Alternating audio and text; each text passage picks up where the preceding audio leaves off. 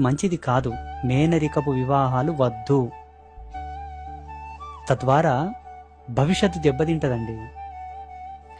బాడీలో ఉండే క్రోమోజోమ్స్ అని కూడా టోటల్లీ డౌన్ఫాల్. అవి జీవించే ఉంటాయి కానీ సత్తువ లేకుండా ఉంటాయండి. రేపటి తరానికి అవి ఉపయోగపడనివై ఉంటాయి.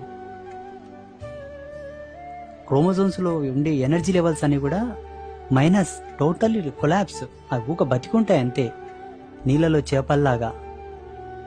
మేనరిక వివాహాల ద్వారా కలిగే సంతానము అంగవైకల్యంతో పుడతారు, ఏదో అవయవ లోపంతో పుడతారు, ఏదో ఒక మానసిక శారీరక లోపాలతో పుడతారన్నది ఒక అయితే, అంతర్గతమైన సూత్రంలో చాలా లోపాలు ఉంటాయి.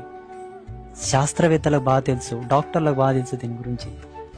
జన్యుపరమైనటువంటి సంతతిని విభజించి ఆ జన్యు సంతతిలో ఉండేటటువంటి మార్పు చేర్పులను క్రోడీకరించుకునే మన వాళ్ళు డిఎన్ఏ కాలంని ఒక సర్పభ్రాంతిలో చూపించి, సర్పాకారంలో చూపించి ఆ సర్ప పూజలను ప్రవేశపెట్టడంలో ఉన్న ఆంతర్యం అదే. పుట్టలకు పూజ చేయండి, పాములకు పూజ చేయండి, నాగులకు పూజ చేయండి అని చెప్పింది.